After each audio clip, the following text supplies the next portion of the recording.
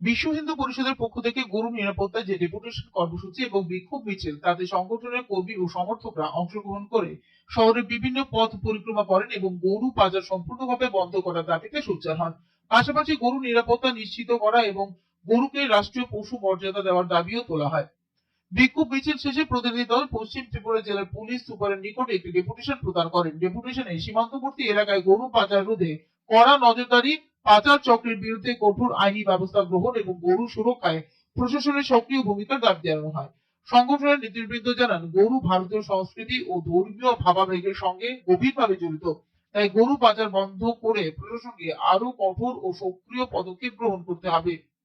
এই কর্মসূচিকে কেন্দ্র করে এলাকায় ব্যাপক সাড়া পড়ে এবং নিরাপত্তা ব্যবস্থা জোরদার করা হয় প্রশাসনের পক্ষ থেকে। আমাদের সমস্ত ভারতবর্ষে এবং ভারতবর্ষের পাশে যে কান্ট্রিগুলো আছে, বাংলাদেশ, পাকিস্তান, ওইসব কান্ট্রিতে ঈদ পালন করা হয়। মুসলিমদের একটা বড় অনুষ্ঠান ঈদ।